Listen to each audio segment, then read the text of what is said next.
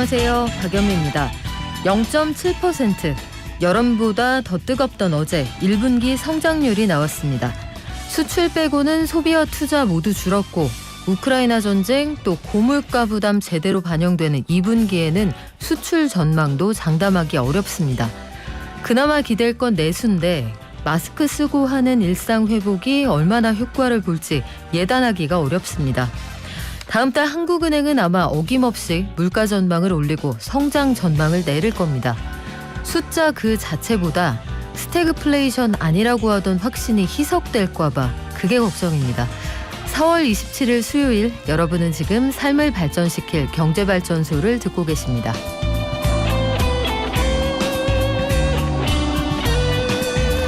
서울시가 야간에 택시 대란 해소하기 위해서 택시요금 심야 할증 시간대를 좀 늘리는 방안을 고민하고 있다고 합니다. 지금은 자정부터인데 오후 10시로 2시간 앞당겨서 시행을 한다. 요걸 검토하고 있다고 해요. 어떤 내용인지 자세히 알아보고요. 앞서 말씀드렸던 1분기 GDP 내용도 함께 알려드리겠습니다. 중국 베이징에서는 상하이처럼 도시 봉쇄 가능성이 커지면서 사재기 같은 대혼란이 일어나고 있다고 하고요.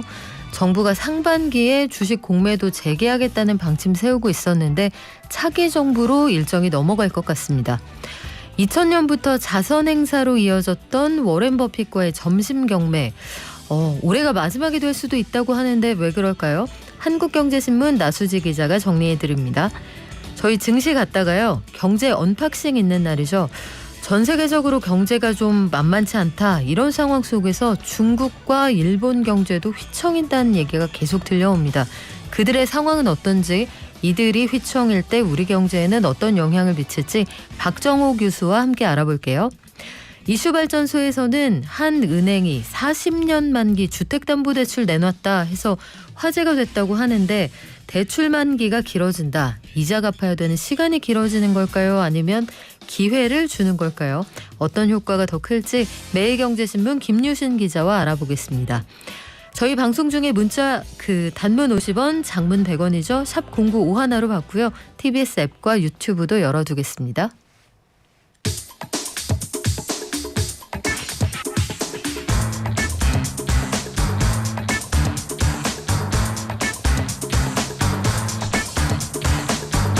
매일 아침 쏟아지는 경제뉴스 핵심만 뽑아서 알려드립니다. 한국경제신문 나수지 기자와 함께합니다. 안녕하세요. 네, 안녕하세요. 한국은행 올해 1분기 GDP를 발표를 했네요. 네, 이 한국은행이 올해 1분기 경제성장률 0.7% 기록했다라고 발표를 했는데요. 이게 조금 헷갈립니다. 완전히 좋다고도 보기도 어렵고 그렇지만 완전히 나쁘다고 하기도 좀 어려운 수치인데 먼저 나쁘다고 볼 수만 없는 이유를 말씀드리면 수출이 잘 버텼습니다. 올해 1분기에 반도체와 화학제품 수출이 잘 되면서 수출이 전분기보다 4.1% 늘었거든요. 근데 이게 수출 양이 늘어난 건 아니고 유가가 오르고 반도체가 부족하니까 화학이나 반도체 제품 단가가 올라가면서 수출 규모 전체가 늘어난 겁니다. 그래서 이렇게 수출이 생각보다 좀 잘 버텨준 덕에 한국은행 내부에서는 원래 올 1분기 경제 성장률이 한 0.5% 정도 밑돌 걸로 예상을 했는데 이거 예상보다는 그래도 괜찮았다라는 평가도 있기는 했는데요. 근데 그럼에도 이거 그럼 완전히 좋다라고도 할 수 없는 이유는 올해 1분기에 아직 우크라이나 사태 그리고 중국발 봉쇄 영향 이런 게 본격적으로 우리 경제에 영향을 미치기도 전인데 이 경제 성장률이 0%대로 떨어진 데다가 수출은 잘 됐지만 소비와 투자 모두 위축됐습니다. 원자재 값이 오르면서 설비 투자와 건설 투자 모두 3년 만에 최저치를 기록을 했고요. 민간 소비도 올 1분기에 전분기보다 0.5% 떨어지면서 좀 경제 성장률을 갉아먹었습니다. 그러면 앞으로는 더 어렵다 이렇게 보는 건가요?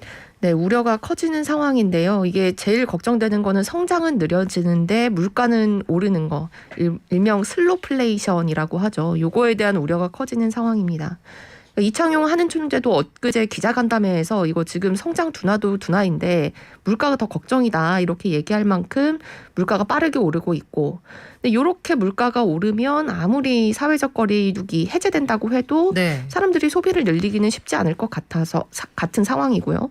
더군다나 여기다가 건설이나 설비 투자 이것도 원자재값 많이 오르니까 앞으로 크게 늘기는 어려울 것 같다라는 예상이 나오고 있습니다. 그래서 이런 이유 때문에 원래 하느니 올해 경제 성장률 예상치 는 3%였는데 이거 달성하기 어려워졌다. 이런 분석들이 나오고 있습니다. 네, 그래서 다음 달에 한국은행이 내놓을 수정 경제 전망 어느 때보다 관심이 높은 상황인데 우리 경제에 밀접한 영향을 미치는 중국도 경제 상황이 만만치 않은 것 같아요. 네.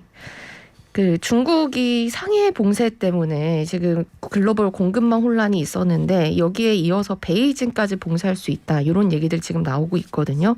근데 이런 이유가 나오는 이유가 베이징 당국이 베이징 전체 인구의 90% 이상 대상으로 코로나 검사 다 하자라고 했습니다. 아, 네. 네, 그러니까 사실상 뭐 전수조사나 다름없는데 이렇게 베이징에서 전수조사하는 게 코로나 발생한 이후 지금 처음이거든요.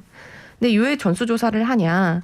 지난 25일 기준으로 신규 감염자가 33명이 베이징에서 나왔대요.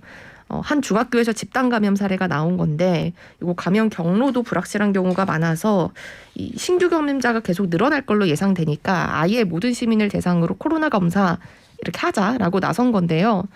근데 이렇게 전수조사를 하면 이게 봉쇄 전 단계다라는 인식이 퍼지면서 베이징에서는 지금 식료품 가판대에서 식료품을 찾아볼 수 없을 정도로 사재기가 이루어지고 있다고 하는데 이게 사람들이 상해의 전례를 봐서 그렇습니다. 네. 근데 상하이 그때 봉쇄를 할 때 정부가 봉쇄 없다라고 얘기를 했는데 갑자기 다음날 도시를 봉쇄하기도 했었거든요.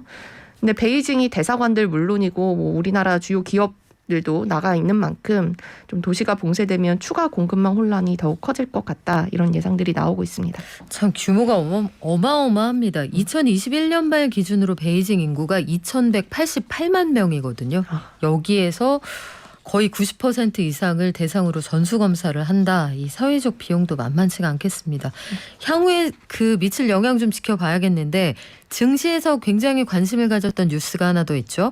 올해 상반기에 주식 공매도를 완전히 재개한다. 이게 현 정부의 계획이었잖아요. 네. 계획을 미룬다 이런 입장이네요. 네, 맞습니다. 이 지금 공매도 상황은요. 그러니까 코로나 발생한 이후에 공매도 전면 금지됐다가 지금 이제 지난해 5월부터 지금까지는 코스피 200과 코스닥 150에 포함된 종목만 공매도를 할 수 있는 게 지금의 상황인데 원래 정부 계획은 상반기 안에 지수에 포함되지 않은 종목에 대해서도 모두 다 공매도 허용하겠다라고 얘기를 했었죠. 그러니까 MSCI 선진국 지수 편입 심사를 앞두고 우리도 얼른 원래대로 주식시장 돌려놔야 된다라는 이유 때문에 그렇게 했는데 정부가 일단 이 방침은 철회를 했습니다. 그러니까 공매도 완전 재개는 당분간은 없을 거고 차기 정부에서도 언젠지는 모르지만 적절한 시기를 정해서 할 거다라고 얘기를 했고요. 그럼 차기 정부가 될 인수위원회에서는 또 뭐라고 했냐면 아직 논의한 적이 없고 네. 그리고 금융위에서 보고를 받은 적도 없어서 언제가 될지 모르겠다라고 얘기를 했습니다. 근데 이렇게 정부가 원래 상반기에다가 하려다가 공매도 시기를 미루는 거는 요즘 시장 상황이 많이 안 좋잖아요. 그러다 보니까 공매도 재개 시점을 꼭 지금 해야 되냐. 그렇지 않아도 주가가 많이 떨어지는데 이런 개인 투자자들의 반대가 있기 때문인데 근데 또 일각에서는 아직 G20 국가 중에서 코로나 이후에 지금까지 공매도 규제하는 나라는 우리밖에 없다. 그리고 또 MSCI 선진국 지수 편입을 위해서라도 기본적인 매매의 일부인 공매도는 좀 재개를 해야 된다. 이런 주장도 만만치 않아서 이 차기 정부에서 어떻게 판단을 할지 지켜봐야 될 것 같습니다. 그렇군요. 자, 제 머리에 핀이 꽂혀 있습니까? 꽃이 안 꽂혀 있어서 정말 다행이라는 생각이 드는데 그래요. 빼고 할게요. 정부가 이런 계획을 세우고 있는 와중에 요즘에 택시 대란이라는 말도 있어요. 서울시가 심야 할증 시간대를 좀 늘린다 이런 계획을 내부적으로 검토한다는 거죠? 네. 지금 택시 심야 할증 시간 자정부터인데요. 서울시가 이걸 저녁 10시로 2시간 앞당기기로 했습니다. 이렇게 되면 지금은 자정부터 새벽 4시까지는 기본 요금이 20% 더 내고 택시를 탔는데 앞으로는 오후 10시부터 새벽 4시까지 할증이 붙는 건데요. 이거 언제 할지 아직 시행 시기는 정해지지 않았는데 지방선거 6월 1일 지방선거 이후에 행정 절차를 밟아서 정해질 거다. 뭐 이런 전망들이 많고요. 근데 이렇게 심야 할증 시간대가 달라지는 것도 이 할증 제도가 1982년에 도입이 됐는데 이 이후에 40년 만에 처음이라고 합니다. 그래요. 이게 이렇게 되면은 또 소비자들하고 기사님들하고 생각이 많이 다를 것 같은데 개인 택시를 증차하자 이런 의견을 주시는 분들 계시거든요. 지금 서울시에서 운행하는 택시 대수를 보면 법인 택시보다 개인 택시가 훨씬 많습니다. 많은데 야간 시간대에 운행하는 차량이 많지 않다. 이걸 가지고 여러 가지 의견들이 있어요. 그래서 앞으로 어떻게 논의될지 좀 봐야겠습니다. 지금 그 야간 시간대에 택시 공급을 늘리기 위해서 서울시가 이렇게 저렇게 많이 하고 있지 않아요? 네. 왜 안 늘어납니까? 그러니까 요즘 저녁 시간대 택시 잡기 어렵다는 분들, 체감하시는 분들 많을 텐데 실제로 많이 택시가 줄었어요. 심야 시간대. 그러니까 원래 코로나 이전에는 밤 11시부터 새벽 2시 사이에 평균 2만 4천 대 운행했는데 이달에 보니까 2만 1,000대만 운영되고 있거든요. 3,000대 정도 줄어든 건데 이게 정확한 이유야 뭐 하나하나 물어보지 않아 알 수 없으나 아마도 뭐 음식 배달이나 택배 이런 다른 업종에서 인력 수요가 굉장히 많아지면서 택시 운행 대수가 줄었다 이런 분석들이 나오고요. 그래도 이 심야 할증 시간대를 늘리면 그래도 택시 심야 시간대에 운행 대수가 더 늘어나지 않겠냐 이런 기계 때문에 가격을 올리는 건데 근데 문제는 지금 물가가 굉장히 많이 오르는 상황이라 네.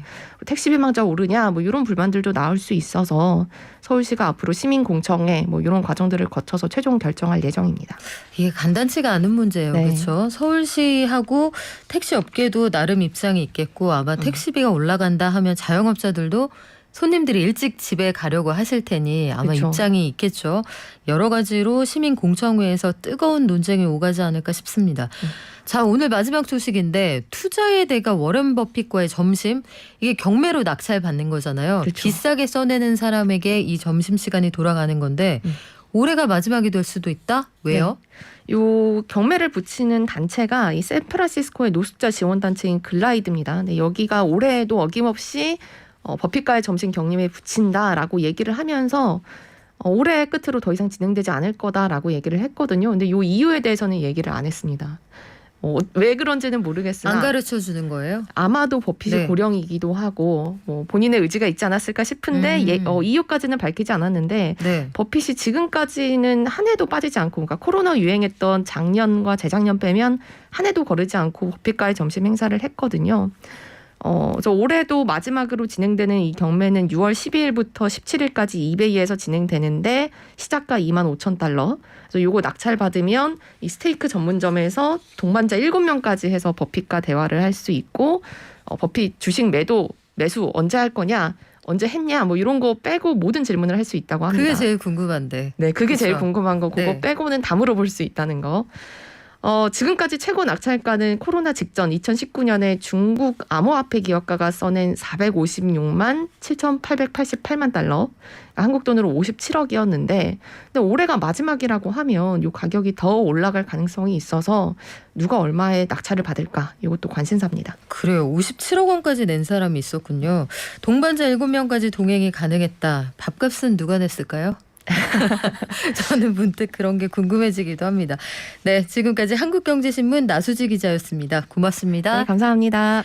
우리 아직 마스크 쓰고 있지만 사회적 거리두기 해제는 되었는데 또 완전히 마음이 편한 상황은 아니거든요. 코로나19 확진자 수가 정말 눈에 띄게 줄어들 때까지 방역수칙 잘 지켜주시기 바랍니다.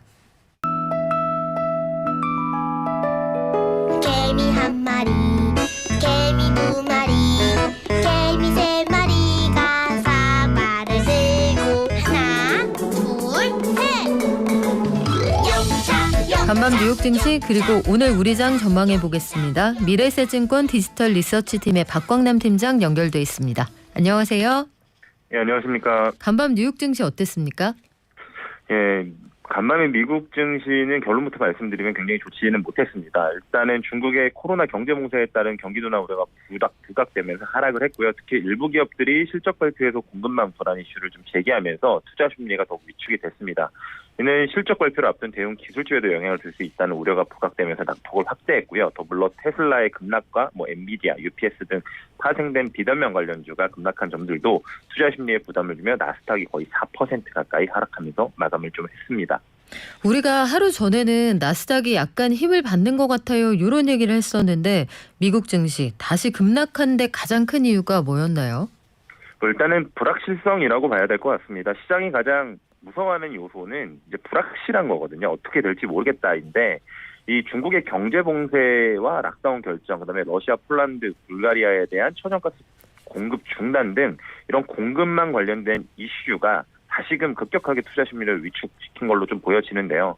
상하이의 봉쇄 조치가 좀 장기화되고 있는 상황에서 중국 베이징 16개 구 중에서 11개구에 대한 코로나 검사가 30일까지 이어지는데 이 결과에 따라서 베이징도 전체를 봉쇄할지 혹은 일부 지역만 봉쇄할지가 결정될 것이라는 소식이 일단 부담으로 작용을 했고요.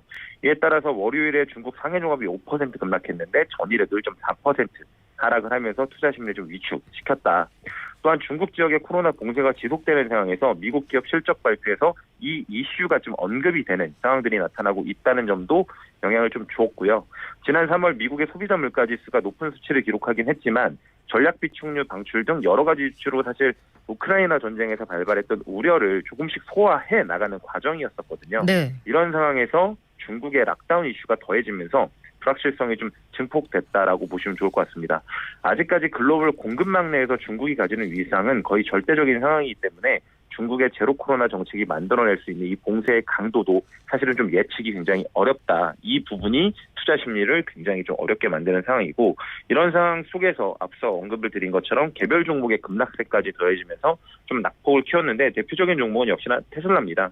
트위터 인수 이후에 인수대금 납부를 위한 테슬라 주식 매도 우려가 있었고 또한 중국 시장의 락다운이 길어짐에 따라서 수요도나 우려 등이 불거지면서 10% 이상 급락을 하자 나스닥의 투심은 더욱더 악화됐던 것으로 추정을 하고 있습니다. 근데 갑자기 좀 아득한 기분이 드는 게 지금 말씀해 주신 그런 내용들은 거시경제 환경이라 우리가 어떻게 바꿀 수가 없는 거 아닙니까? 그러면 앞으로 장은 계속 어려워지는 건가요? 사실은 이 중국발 리스크는 시장의 불안 요인으로는 계속 작용을 할 수는 있을 것 같습니다. 다만 어제 말씀을 좀 드렸던 것처럼 그에 따른 경제 이제 부양책도 사실은 좀 순차적으로 나올 가능성이 좀 있기 때문에 그 부분은 저희가 좀 더 살펴봐야 될 것 같고요. 저희가 주목할 수 있는 부분에 주목을 해야 된다고 보고 저희가 주목할 수 있는 부분은 역시나 이제 실적 추세가 여전히 유지되는가를 봐야 될 것 같아요. 결국에 증시에서 가장 중요한 부분은 기업의 실적이고 거기에 따라서 결국에는 이제 그 실적을 쫓아가는 형태이기 때문인데요. 일단은 실적은 사실 빅테크가 최근에 이제 실적 발표를 시작을 했는데 일단 마이크로소프트 같은 경우에는 장마감 이후에 클라우드 부분의 양호한 성장에 입어서 긍정적인 실적 발표하고 가이던스를 상향하면서 시간 외에 강한 모습을 좀 보여주고 있고요. 반면에 알파벳 같은 경우에는 유튜브 매출 둔화 등 이슈로 시간에 하락을 하고 있습니다. 콩콜 통해서 이 러시아에서의 사업 활동 중단 영향이 좀 컸다고 밝혔고요. 다만 700억 달러 규모의 자사주 매입 공인치를 하면서 시간에 6, 7% 정도 빠졌었는데 일부 낙폭을 좀 줄였고요. 개인적으로는 이 비자 카드도 실적을 발표했는데 이 실적에는 좀 주목할 필요가 있다라고 보여집니다. 네. 비자는 견조한 소비와 여행 회복에 따라서 양호한 실적을 발표했고 시간에서도 주가가 강한 흐름을 보여주는데요. 프레드 켈리 회장은 지정학적 환경은 여전히 불확실하긴 한데 견실한 여행 회복과 전 세계적으로 전통적이고 새로운 지불 방식 활성화를 통해서 지속적인 성장을 기대한다라고 얘기를 하면서 향후에도 긍정적인 흐름이 이어질 것이라고 좀 전망을 했습니다. 즉 결론을 좀 내보자면 개별 기업별로는 실적에 대한 온도 차이는 있지만 여전히 전반적인 양호한 전체적으로는 양호한 실적 흐름이 좀 지속되고 있고요. 상품 소비 둔화에 따라 가이던스를 하향하는 업종도 있지만 비자와 같이 리오프닝에 따라서 이 리오프닝 그다음에 또는 마이크로소프트와 같이 B2B 매출이 좀 주요한 회사들은 이 B2B 매출 증가와 서비스 수요 증가에 따른 수혜 기업도 보이고 있는 상황이기 때문에 그 부분을 좀 나눠서 보시면 좀 좋을 것 같고요. 앞서서 제가 말씀을 드린 것처럼 알파벳과 마이크로소프트의 실적 차이도 이 B2C 비즈니스의 비중과 B2B 비즈니스의 비중 차이에 나타나는 결과로 보여지기 때문입니다. 또한 지정학적인 이 중국 락다운에도 불구하고 한 가지 더 저희가 시장을 조금은 긍정적으로 바라볼 수 있는 포인트를 하나 더 말씀드리면 지금 최근에 지정학적 리스크와 중국의 락다운에도 불구하고 드디어 기대 인플레이션율이 좀 하향되기 시작했습니다. 아, 그렇습니까? 네, 그동안 사실 매파적인 연준 위원들의 발언이 지속됨에도 불구하고 이 기대 인플레이션율이 강한 흐름을 보이면서 우상향 기조를 계속 보였었거든요. 그렇기 때문에 연준 위원들의 발언 강도도 더욱 더 세졌던 환경이었다라고 보시면 될 것 같습니다. 지금은 FOMC 회의를 앞두고 사실 블랙아웃 기간이라 이제 이야기가 나오진 않지만 지금 중국의 이 락다운 현상이 좀 길어지고 있는 상황이기 때문에 단기적으로 이 현상이 풀릴 거라고 기대하지는 않습니다. 그리고 과거에도 지난해 연말에도 이 기대 인플레이션이 잠시 하향되는 모습을 보이다가 지정학적 리스크가 더해지면서 상단을 돌파했던 경험이 있기 때문에 아직까지 안심하기는 이르지만 어떤 이유가 돼서인지 이 기대 인플레이션이 사실은 조금은 제어되는 모습들이 나타나기 시작했거든요. 그렇다면 여전히 인플레이션 피크아웃 기대감도 힘을 받을 가능성은 열려 있다라는 것들을 좀 보시면서 시장에 대응하시면 좋을 것 같습니다. 열기가 식을지 좀 봐야겠는데 오늘 우리 장은 어떻습니까?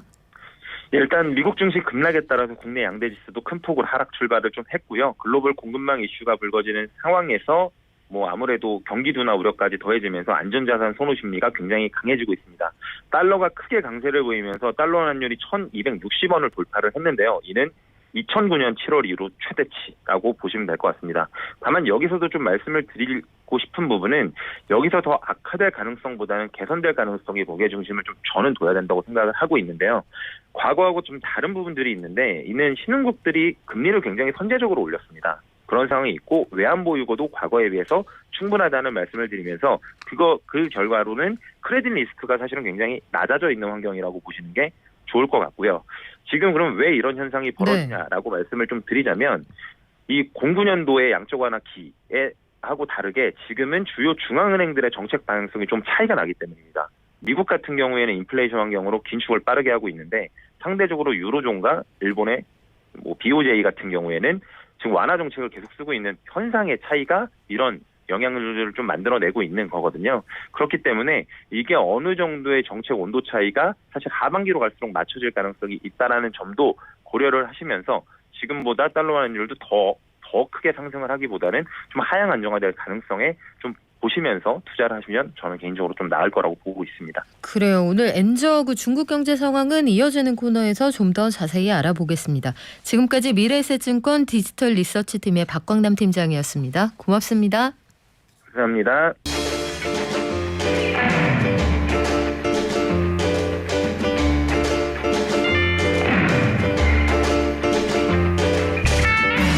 오늘 우리나라의 1분기 경제 성적을 말씀드리면서 시작을 했는데 중국은 숫자가 먼저 나왔습니다. 1분기에 4.8% 성장을 했는데 중국 정부가 가지고 있는 전망치보다 좀 낮죠. 상하이가 봉쇄된 영향이 본격적으로 반영이 되면 2분기 이후 상황은 더 어렵다 이런 전망도 있고요. 일본은 거의 유일하게 나홀로 마이너스 금리 정책을 펴면서 또 한편으로는 이 물가 상승에 대응하기 위해서 대규모 지원책을 펴고 있거든요. 앞뒤가 하나도 안 맞는 시기인 것 같기도 한데 우리나라를 둘러싼 이 강국들의 경제 상황이 심상치가 않습니다. 어떤 상황인지 그리고 우리에게는 어떤 영향을 미치게 될지 명지대 박정호 특임 교수와 함께 알아볼게요.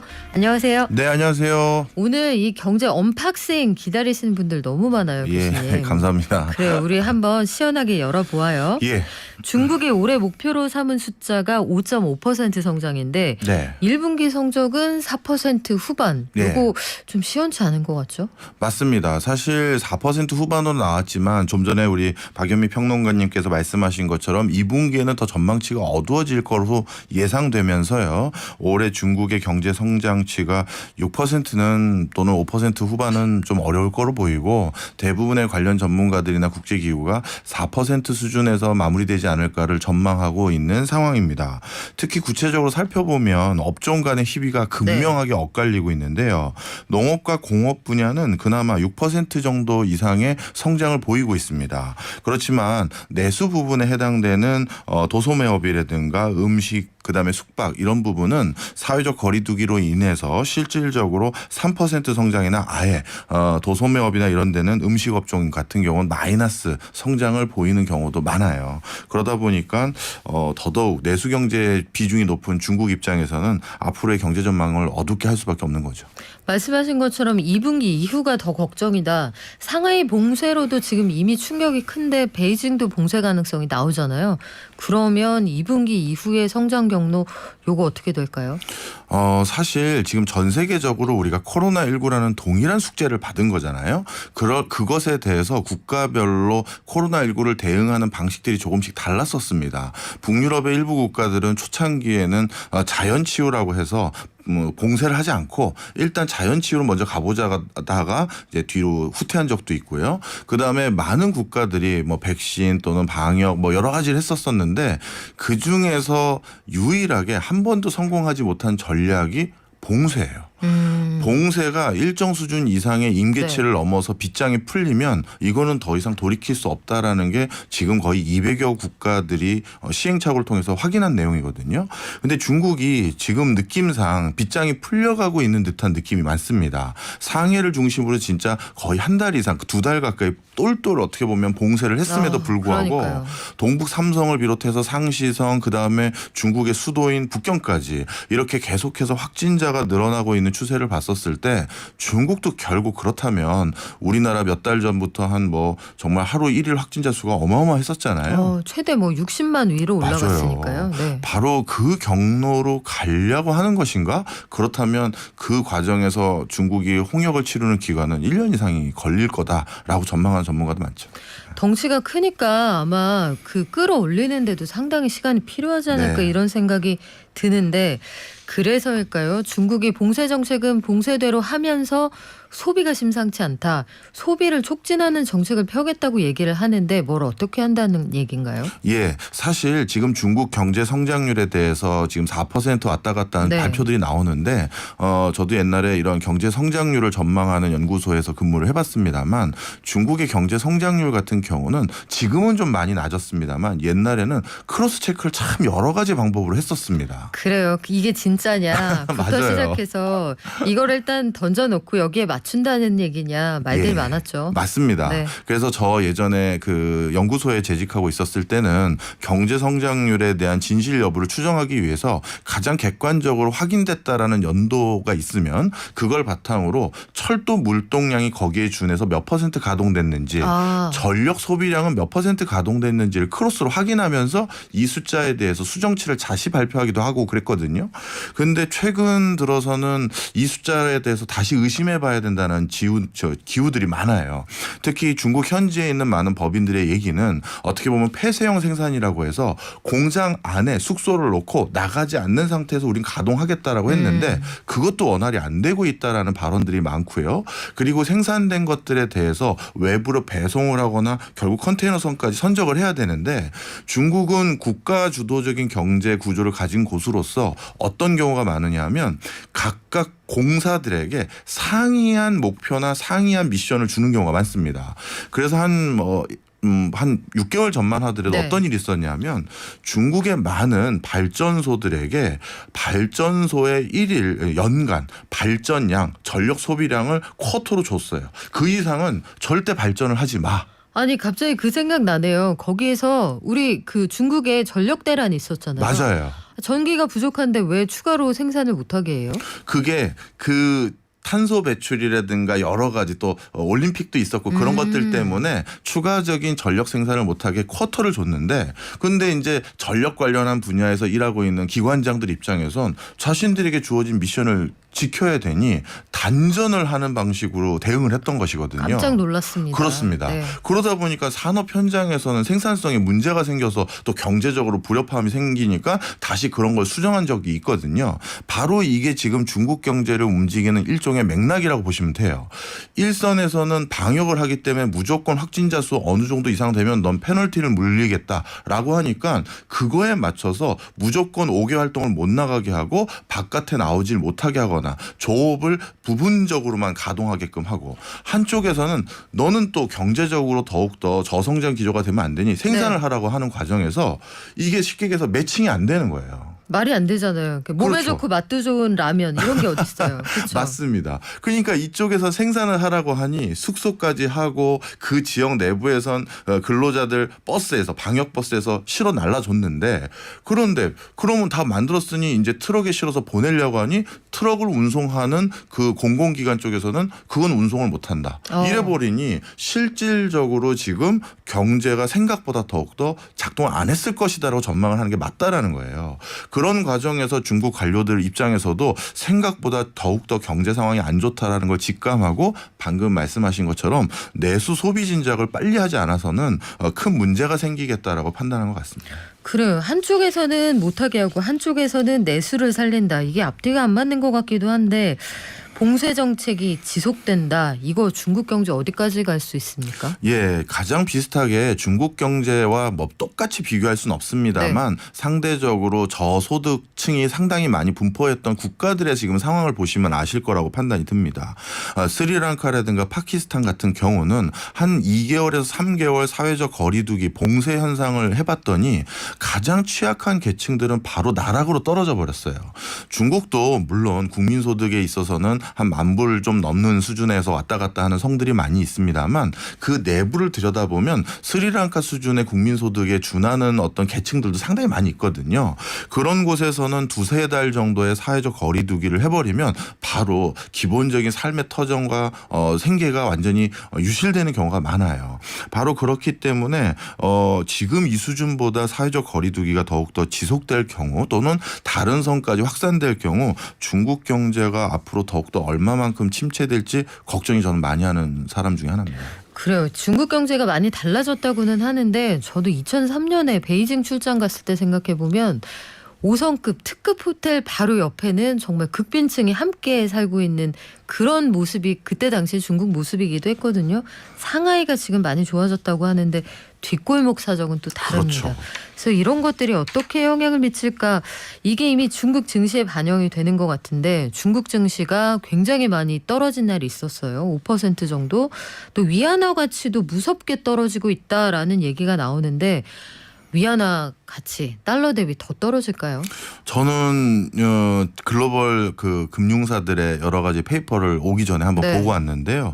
앞으로 더 떨어질 가능성에 대해서 진단하는 경우가 더 많더라고요. 쉽게 얘기해서 이 코로나19가 뒤늦게 터진 거에 대해서 굉장히 중요한 의미를 부여하는 것 같습니다.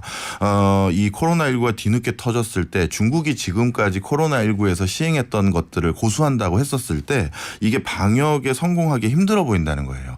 대표적으로 시노팩이라는 자체적인 백신이 있음에도 불구하고 그거에 대해서는 여러 가지 효용성이나 이런 거에 의구심을 갖는 사람들이 많거든요. 근데 중국은 자신들이 세계에서 가장 선두적으로 백신을 만들었다라는 걸 자부하고 1대1로 협조했던 많은 국가들에게 백신을 전파하는 수준까지로 적극적으로 홍보를 했는데 네. 뒤늦게 본인들이 만약에 이렇게 코로나19의 확산 국면이 더 높아졌다라고 해서 미국의 또는 다국적 제약사들의 백신을 뒤늦게 수입해온다라는 건 중국의 자존심상 이걸 용납할 수가 없는 거거든요. 면이 안 서는군요. 그렇습니다. 그렇다면 백신도 뒤로 하고 그다음에 치료제도 뒤로 한 상태에서 그래서 더더욱 봉쇄에 천착하는 거예요. 근데 그 봉쇄가 만약에 빗장이 풀렸을 땐 중국도 걷잡을 수 없는 상황에서 많은 글로벌 IB들은 이 봉쇄가 어느 정도 풀려 보인다라는 전조로 읽고 있는 것 같습니다. 그러다 보면 외국 투자 자금은 단기간 더더욱 중국에서 바깥으로 빠져나갈 수밖에 없는 상황이죠. 그럼 위안화 가치는 더더욱 급락할 가능성이 높다라고 점치고 있는 상황입니다.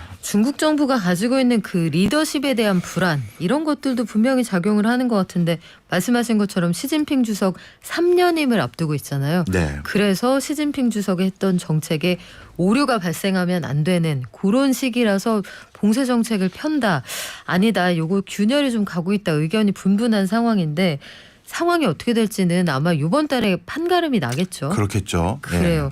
세계 최대 수출국인 중국이 이러고 있으니까 사실 그 청구서를 전 세계가 나눠서 받는다 이런 얘기가 있습니다. 결국은 중국 경제가 제대로 안 돌아가면 우리뿐만 아니라 전 세계가 다 힘들어진다 이런 얘기죠. 네. 또 한 가지 여기서 중요한 말씀 지금 해주셨는데요. 지금 중국에서 전 세계에서 오랫동안 한 10년 가까이 지속해왔던 사업 중에 하나가 1대1로 사업인데 그 1대1로 사업의 세부적인 민낯이 요즘 드러나기 시작했습니다. 파키스탄이라든가 우간다라든가 그다음에 스리랑카 같은 경우는 중국의 대규모 자금을 공여받아서 그걸 바탕으로 항만이나 공항이라든가 도로, 철도 이런 것들을 구축하는 사업을 했었었는데요. 갑자기 경제가 이렇게 급 쇠락하다 보니까 이런 인프라 시설이 원활하게 가동이 안 되는 거예요. 그런데 이렇게 자금을 빌리거나 일부는 공여해 준 것도 있습니다만 이런 것들이 제대로 가동이 안 되니 적자로 돌아섰고 근데 이 적자로 돌아섰을 때 어떻게 그럼 이걸 채무를 탕감하거나 대응하기로 계약이 돼 있는지 이제 봤더니 알고 봤더니 경영권을 중국이 가져가는 형태로 다 계약서가 이면 형태로 써져 있던 겁니다. 그러니까요. 지금 이거 다 뺏긴다 이런 얘기가 나오더라고요. 그렇습니다. 그래서 지금 많은 중국의 수출품들을 받아서 썼던 개도 주요국들 같은 경우는 거의 대부분의 국가들이 반중 감정이 높아지고 있어요. 스리랑카 같은 경우도 우리에게 맞지 않은 수준의 대규모 항만 시설을 건축한다고 해서 중국에서 돈 빌려서 이걸 했는데 오히려 그 빚만 떠안았고 그리고 났더니 결국 이 항만 시설을 99년 중국이 운영하는 걸로 귀결돼 버리는 상황이 됐고 우간다의 국제공항 같은 경우도 결국 적자의 허덕이다 보니까 그 우간다 국제공항의 경영권을 또 중국의 국영 공항 관리하는 어떤 공사에서 넘어가는 형태로 다 드러났거든요. 이런 경우는 어떻게 되냐면 결국 전 세계에서 중국의 수출품을 사줬던 소비시장에서 네. 반중 반중 감정이 높아지니 중국산 제품에 대한 선호도도 당연히 떨어질 수밖에 없을 거라는 장사하기 거죠. 어려워지겠네요. 맞습니다. 네. 그래서 최근 중국 경제를 더 어렵게 진단하고 외국 투자 자금이 중국을 자꾸 떠나는 이유 중에 하나가 또 여기 있는 거죠. 그렇군요. 이게 참 복잡한 그 밑단의 그 정책적인 오류 이런 것들이 얽혀 있다는 얘기인데 그러면 중국 당국에서 지금 정치적으로 걸려 있는 게 많단 말이죠. 일단 시진핑 주석이 3년임을 하려면 정책 무오류성을 강조해야 되고 그러려면 인민이 등 따스고 배불러야 할 텐데 재정 상황을 고려해서라도 돈을 확 풀어서 경기 부양한다 이런 정책으로 선회할 가능성은 없습니까? 네, 그 지금 이렇게 봉쇄 수위가 점점 높아지고 확산되는 수준에서는 어쩔 수 없이 할 수 있는 정책이라고는 보조금 등 즉 우리로 따지면 옛날 재난지원금이라고 네. 할 수 있겠죠. 그런 걸 통해서 인민들이 여러 가지 어려움들을 달랠 수밖에 없는 상황이다 이렇게 볼 수가 있고요. 그 다음에 기초적인 생필품들, 그 구급약이라든가 그 다음에 여러 가지 기본적인 먹거리죠. 이런 것들을 방역에 동참하고 있는 인민들에게 제공하기 위한 또 자금도 뿌릴 수밖에 없기 때문에 경기 부양책은 계속 나올 것으로 점쳐지고 있습니다. 자, 중국의 상황은 그렇고요. 가까운 일본으로 가볼까요? 네. 일본은 저는 참 희한하다 싶은 게 일본만 지금 기준금리가 마이너스 0.1%. 네. 전 세계 거의 유일한 선진국 가운데 마이너스 금리를 보이고 있는데 이렇게 할 수 있는 자신감? 이렇게 하는 이유 어디에 있습니까? 네, 전 세계에서 유일하게 일본만 물가가 안 오르고 있었기 때문입니다. 왜 그래요? 일본이 그만큼 물가가 안 오른다는 건 정말 경기가 그만큼 안 좋다라는 걸 반증하는 거예요. 수요가 없다는 얘기군요. 그렇습니다. 바로 일본에 지금 얼마만큼 수요가 없다라는 게 모든 국가가 초고 그 물가에 허덕이고 있는 상황에서 혼자만 물가가 안 오르거든요. 그래서 경기를 부양한다라는 기존의 정책 기조를 유지하기 위해서 마이너스 실질 금리를 유지해 왔던 것인데요.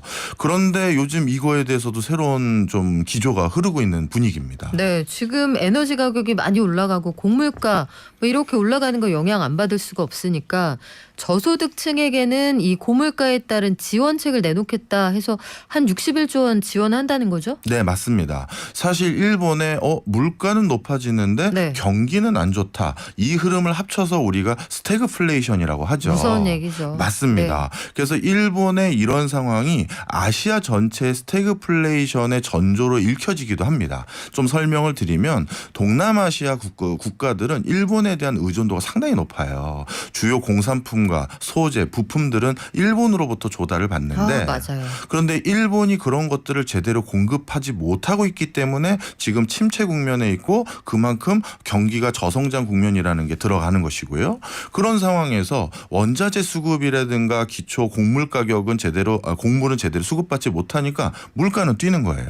바로 일본의 이 상황은 연이어서 동남아의 아세안 국가들로 퍼지고 또 중동의 서남아시아 쪽의 일부 국가들도 일본 의존도가 높기 때문에 그들에게도 계속 퍼져갈 가능성이 높다라는 게 제 개인 소견이기도 합니다. 완전히 공감하는 게 태국 가보시면 죄다 일본 차예요. 맞아요. 죄다 일본 차고 일본 차가 태국이 경제 상황이 아주 좋지 않을 때 들어갈 때 도로를 깔아주면서 차를 팔았습니다. 네. 그래서 굉장히 일본과 경제가 밀접하게 연결돼 있는데 엔화 가치가 무섭게 떨어지고 있다는 얘기가 네. 나오거든요. 보통 상황이 이러면 달러하고 엔값은 올라갔잖아요. 네. 그런데 달러는 올라가고 엔은 계속 떨어져요. 엔화 왜 이럽니까? 이제 전 세계에서 일본을 옛날 일본으로 인식하지 않는 것 같아요. 저도 사실 지금 코로나19 이후 한중일의 관계를 어떻게 정의 내려야 될지에 대해서 지금 계속 고민을 많이 하는데요. 간단히 이전 상황과 이후 상황이 어떻게 바뀌어가고 있었는지 설명드리면서 앞으로 한중일이 어떻게 관계 설정이 될지에 대해서 잠깐 말씀을 드리면 예전에 이번에는요. 이번에도 아까 박연미 평론가님께서 말씀해 주셨듯이 중국이 지금 먼저 우리보다 1분기 경제 성장률을 발표했다고 말씀해 주셨잖아요. 옛날에는 중국의 경제 성장률 발표치를 보면 우리 증시라든가 우리 경제 성장률을 어느 정도 예측할 수 있었어요. 한중일이 경제적으로 동조화 기조가 상당히 높았거든요. 쉽게 말해서 역할 분담이 명확히 돼 있었기 때문입니다. 일본은 부품, 소재, 기계장치들을 한국에다 제공해주면 한국은 그걸 바탕으로 반도체, 디스플레이, 배터리 같은 중간재를 만들었어요. 그리고 이 중간재를 만든 것을 중국에다 보내주면 중국은 이 중간재들을 조립해서 완성품을 만들어서 세계 시장에 판매했거든요. 그런데 중국의 완성품과 관련된 경제 성장률이라든가 수출 실적이 좋다라는 건 한국의 중간재 비중이 높은 우리나라의 수출 실적도 좋고 경제 성장률도 좋아진다는 얘기가 똑같고, 그리고 그걸 만들 때 필요한 소부장의 여러 일본도 경제 성적표가 나쁘지 않다라는 같이 맞물려 있었어요. 그런데 코로나 직전에 이 세 개 국가가 우리 흔히 말해서 4차 산업혁명이라고 불리우는 신산업 분야에서 여기에서는 역할을 내가 좀 더 확장하겠다라는 싸움을 하려고 준비하고 있었어요. 대표적으로 중국 같은 경우는 제가 지금 말씀드린 브랜드들을 잘 살펴보시면 공통점이 있는데요. 샤프, 도시바, 모토로라, G 어플리케이션 이런 회사들 전부 어느 나라 건지 아시나요? 다 일본 거였죠. 아닙니다. 옛날에 일본 거였고 모토로라는 뭐 미국 거였고 그랬는데 지금은 다 중국 내지 중국계 회사가 됐어요.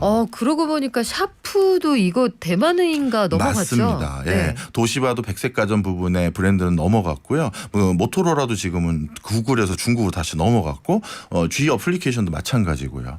중국은 뭐냐면 그래서 전 세계에서 LG, 삼성과 같은 브랜드와 싸우기 위해서 하이얼이라든가 이런 회사들이 브랜드가 10수년 이상 지난 다음에 그다음 그 브랜드로 싸울 생각이 전혀 없었던 거예요. 브랜드를 다 가져와서 그걸 중국 브랜드로 만들어서 바로 치고 나갈 생각이었고 10만 양병설입니까? 일본 같은 경우도 이제 새로운 산업 분야인 전기 자동차라든가 이런 분야에서는 더 이상 뒤에 있고 싶지 않다. 소부장만 하고 싶지 않다. 이 최종 브랜드를 가지고 있는 게 얼마나 파워풀한지를 다시 느꼈거든요. 그래서 소니도 전기차 만들겠다라고 했었고 반도체 같은 중간재 부분에서도 소니도 10년 만에 투자하겠다고 한 거예요. 한중일의 팀워크가 깨졌어요. 그리고 각자 자신의 역할 말고 상대방의 역할까지 내가 차지하겠다는 싸움을 앞두고 있었었는데 그런데 갑자기 코로나19라는 예상치 못한 변수가 터져버린 겁니다. 그리고 러시아와 중국이라는 공동의 어떤 기조도 또 깨야 되는 국제 정세가 또 있는 것이고요. 이 과정에서 또 일본은 옛날 같지 않다라는 게 명명백백하게 드러났고 과연 이 흐름이 어떻게 귀결될지는 사실 저도 안개 속이라서 명확하게 아직은 진단을 못하는데 기회 요인도 솔직히 상당히 많고요. 그다음에 또 경계해야 될 부분도 많아서 좀 지켜봐야 될 것 같습니다. 어떤 나라 경제가 더 잘 나갈 거냐. 사실 글로벌 시장이 거기에 베팅하고 있다는 뜻이고 엔저, 위안화가 또 굉장히 돈값이 떨어진다. 결국은 한국 돈이 지금은 더 상대적으로 믿을 만하다. 이런 얘기가 되네요. 교수님 말씀 좀 더 듣고 싶은데 시간이 아쉽습니다. 교수님 다음 주에 결석하실 거죠? 예, 잠시 해외 출장 갔다 와야 돼서요. 그래요. 조금 더 넓은 세상을 보고 오신 다음에 더 많은 걸 알려주신다고 합니다. 알겠습니다. 오늘 듣고요. 우리 일본 얘기 다음 시간에 한 번 더 들어요. 알겠습니다. 고맙습니다. 지금까지 명지대 박정호 특임 교수였습니다. 네, 여러분. 우리가 할부로 사는 것 중에 제일 비싼 게 뭘까요? 집입니다. 집.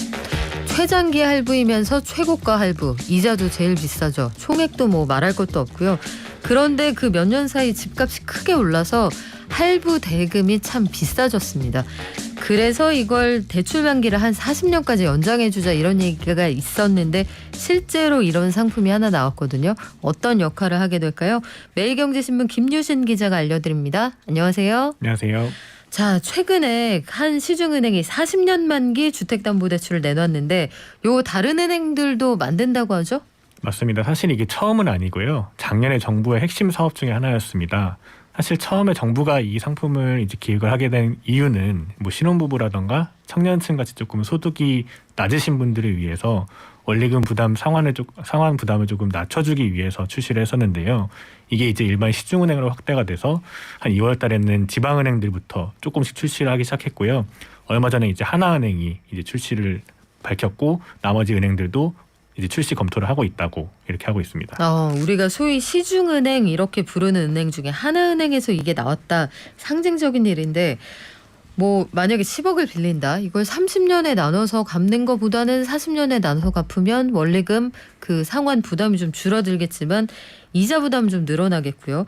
초창기 우리 이런 상품들이 나왔다는 게 좀 신기하기는 한데 이거 우리나라만 있는 건가요? 그렇지는 않고요. 일반 선진국에서도 조금 보편화되어 있습니다. 미국 같은 경우에도 한 40에서 50년 모기지 상품이 이제 나왔고요. 일본 같은 경우에는 이제 정년 연장 논의가 이루어지면서 50년 만기 주택담보대출 상품도 출시가 됐습니다. 사실 이 상품을 취급하는 건 좋은데요. 무엇보다도 이 상품이 출시가 되려면은 네. 금융회사들이 그만큼 장기로 채권을 발행을 해야 됩니다. 내가 장기로 돈을 빌려줘야 되니까 장기로 돈을 꿔야 되는 것이고요. 그런 여력이 있어야지만 이제 상품 출시가 가능합니다. 그러면 금융채 발행할 때 이런 시장에서 이 믿음의 시장이 형성이 돼야 된다는 얘기인데 주택담보대출 만기가 늘어난다. 실질적으로 어떤 영향들이 있을까요? 예시를 들어서 설명드리면 조금 더 이해가 빠르실 것 같은데요. 아마 요즘에 주택담보대출 상품 금리가 한 4% 전후 네. 정도 되는 것 같습니다. 그래서 만약에 이제 3억 원 정도 이제 주담대를 연 4% 금리로 빌린다고 가정을 했을 때요. 만기 20년일 경우에 이제 우리가 월간 갚아야 되는 상환금을 제가 계산해 보니까요. 약 한 183만 원 정도씩 갚아 나가셔야 됩니다. 네. 그런데 이거를 만약에 만기를 40년으로 늘릴 경우에는 매월 갚아야 되는 돈이 약 125만 원 정도로 줄어듭니다. 이제 상환 부담이 50만 원 가량 줄어드는 셈입니다.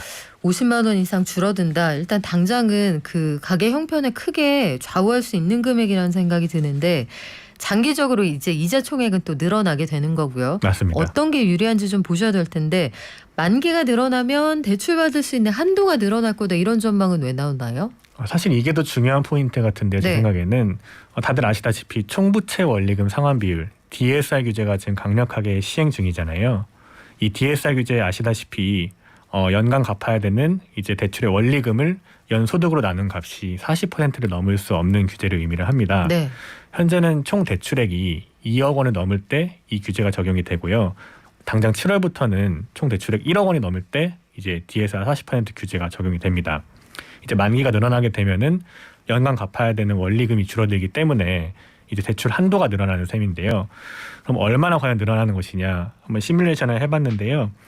연소득이 4천만 원인 사람을 가정으로 두고 한번 이제 설명을 드려보겠습니다. 네. 앞서 이제 밝혔듯이 연 4% 금리로 원리금 균등 분할 상환을 하는 경우에 만약에 만기가 20년 이제 잡고서는 대출을 받으시는 경우에는요. 대략 한 최대 한도가 2억 2천만 원 가량 되는데요. 만기를 40년으로 이제 늘릴 경우에는 약 3억 2천만 원으로 대출 한도가 1억 원 가량 늘어나는 효과가 발생을 합니다. 그러면 같은 사람이 그냥 만기만 달리해도 꿀 수 있는 돈이 크게 늘어난다는 거잖아요. 맞습니다. 그러면 제가 하는 생각을 금융당국이 못했을 리가 없는데 이렇게 되면은 현재 대출 규제가 무력화되는 거 아니에요? 예, 그래서 DSR 규제의 실효성을 조금 떨어뜨릴 수 있다 네. 이런 지적들이 계속 나오고 있는데요. 사실 아까 말씀드렸듯이 금융당국의 최초 생각은 이제 신혼부부라던가 이제 청년층 같이 조금 소득이 부족하신 분들에게 이제 월 상환 부담을 조금 줄여주겠다 이런 취지에서 나오게 됐는데 이게 이제 일반 은행들 취급을 하게 되면서 이제 대부분의 금융 소비자들이 이용을 할 수 있게 되면서 대출 규제를 우회할 수 있는 통로로 작용하고 있는 것입니다. 자, 이런 상품이 출시될 때 생각할 수 있는 여러 가지 부작용 혹은 틈새를 아마 당국도 주시하고 있을 텐데 이 상품이 나왔을 때 장점은 우리가 지금 얘기를 했어요. 그러면 소비자 입장에서 단점은 뭔가요? 방금 진행자분께서 말씀해 주셨듯이 이제 이자를 더 많이 내야 되는 이런 게 첫 번째로 우리가 생각해 볼 수 있는 단점이고요. 뭐 이것보다 더 제가 봤을 때는 중요한 단점 중에 하나가 대부분의 시중은행들은 이런 초장기 이제 모기지 상품을 취급을 할 때 네. 변동금리 상품으로 취급을 하게 됩니다. 왜냐하면 상당히 긴 기간 동안 상환을 받아야 되기 때문에 이제 금리 변동성에 취약하기 때문에 네. 고정금리보다는 변동금리로 이 상품을 출시를 하고 있고요.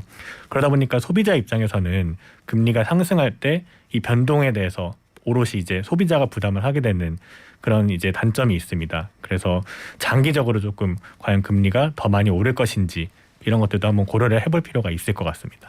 이게 사실 철저히 선택의 영역입니다. 정수기나 안마의자 렌트할 때 그 생각을 해보시면 렌탈 서비스에서 3년, 5년 이런 거 있잖아요. 그럼 5년으로 빌리면 월에 갚으시는 돈은 줄어들지만 거기에 붙는 이자는 늘어나게 되거든요. 이런 거랑 비슷하다고 보시면 되는데 어쨌든 은행들이 만기가 긴 이런 대출 상품을 내놓으면서 대출이 꼭 필요한 실수요자에게는 문이 넓어지는 건데 가계대출이 늘어나지 않겠느냐 이런 걱정은 되네요. 사실 이제 네. 만기를 장기로 이제 해주다 보니까 그러면 조금 월 상환 부담액이 줄어들어서 이제 가계대출을 조금 받아도 되겠구나 이런 시그널로 작용할 여지가 있습니다. 사실 작년에는 고승범 금융위원장이 처음 취임을 하면서 가계대출 관리를 가장 최우선 과제로 삼으면서 가계대출이 상당히 줄어드는 효과가 발생했습니다. 한 작년 12월부터 이제 올해 3월까지는 심지어 시중은행의 가계대출 잔액이 계속해서 감소하는 효과까지 발생을 했었는데요. 근데 4월 들어서 이제 윤석열 당선인이 이제 조금 부동산이라던가 대출 규제를 완화해주겠다 이런 이제 시그널을 보내면서 조금 늘어나는 기미를 보이고 있습니다.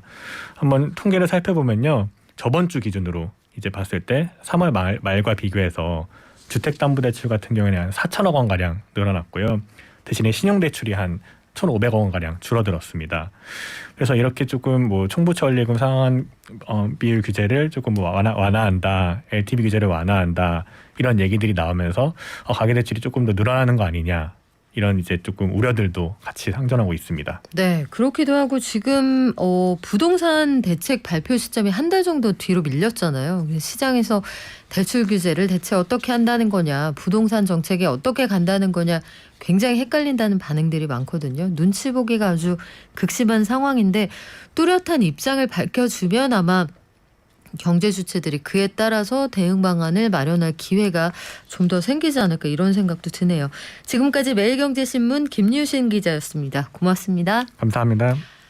오늘 장기 보유 5년이면 제가 많이 나이 먹어 있을 텐데 걱정입니다. 주린이시군요. 제가 돈을 좀 벌어보겠다고 증시에 들어가는데 힘듭니다. 이런 반응 요새 굉장히 많습니다. 그런데 좀 지나가더라고요. 저도 예전에 물려도 보고 벌어도 봤습니다만 시간이 약인 경우가 있거든요. 저는 지금 내놓기에는 조금 신중하게 시장 보셨으면 좋겠고요. 저희 내일도 여러 가지 도움되는 소식으로 돌아오겠습니다. 발전.